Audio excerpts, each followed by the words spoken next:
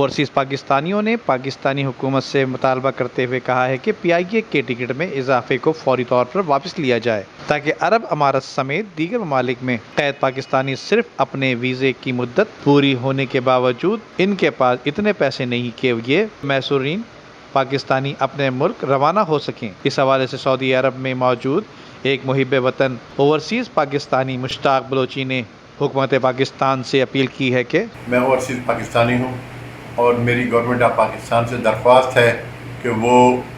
پی آئی اے کے سلسلے میں کچھ اقدامات کریں، کیونکہ پی آئی اے نے جتنے ٹکٹ آج کل بڑھائے ہوئے ہیں اس سلسلے میں پاکستان سے آتے ہوئے بھی لوگ رو رہے ہیں اور جاتے ہوئے بھی لوگ رو رہے ہیں، اور خاص کر کے وہ پاکستانی جو جیلوں میں موجود ہیں، جن کے پاس پیسے نہیں ہیں، جن کے پاس اتنے پیسے ہیں کہ بمشکل وہ پرانے قیمتوں کے ٹکٹ خرید سکیں، اس ٹکٹ پہ جو ابھی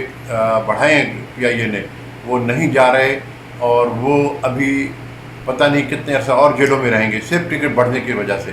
تو میری گزارش ہے کہ پاکستانی کمیونٹی پہ رحم کیا جائے اور پی آئی اے کو پابند کیا جائے کہ وہ ان ٹکٹوں کے سلسلے میں کچھ نظر ثانی کریں اور کرایہ کم کریں، جبکہ سعودی ایئر لائن کی ٹکٹ کم ہے پاکستان ایئر لائن کے مقابلے میں۔ پاکستان انٹرنیشنل ایئر لائن کے کرایے میں اضافے سے دیگر مسافروں کو تکلیف کا سامنے کے ساتھ ساتھ اوورسیز پاکستانی جو اپنے ملک سے روزی کمانے کی خاطر